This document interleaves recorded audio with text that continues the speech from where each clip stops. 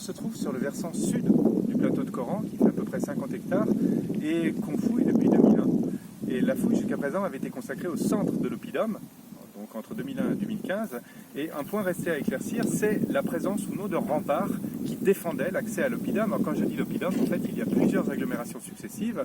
du néolithique, de l'âge du bronze, de l'âge du fer. Et jusqu'à présent, on n'avait pas pu mettre en évidence là où les lignes de fortification qui protégeaient ces agglomérations. Et c'est sur le versant sud qu'on espérait tomber éventuellement sur ces vestiges. Et c'est pour ça qu'on a ouvert cette grande tranchée d'à peu près 180 mètres qui part du sommet du plateau et qui va jusqu'à mi-pente à peu près. Et l'objectif était de couper différents murets modernes et pierriers modernes pour voir si dessous ne se cachait pas une ligne de fortification d'époque protohistorique.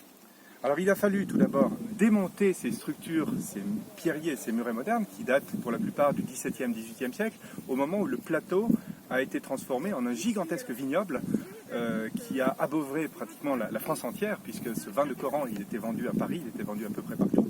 Et donc il faut aller chercher sous les murets modernes pour voir s'il n'y a pas des structures plus anciennes. Et c'est ce que nous avons fait, et on a réussi à mettre en évidence 2 lignes de fortification, au moins 2, peut-être 3.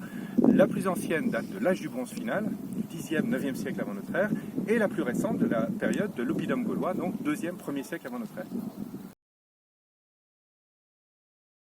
Ce qui a guidé nos recherches depuis 2018, puisque ça fait 4 ans maintenant qu'on est à la recherche de ce rempart, c'est un plan qui est conservé aux archives du département du Puy-de-Dôme, et c'est un plan qui a été dressé en 1777 de tout le plateau de Coran, avec ses parcelles, ses versants, les villages environnants, et qui montre une ligne d'enceinte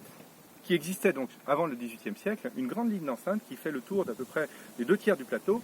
et qui correspond à un mur qu'on voit très bien sur le terrain actuellement, qui peut atteindre jusqu'à 4-5 mètres de haut, et c'est sous ce mur qu'on soupçonnait l'existence d'un rempart.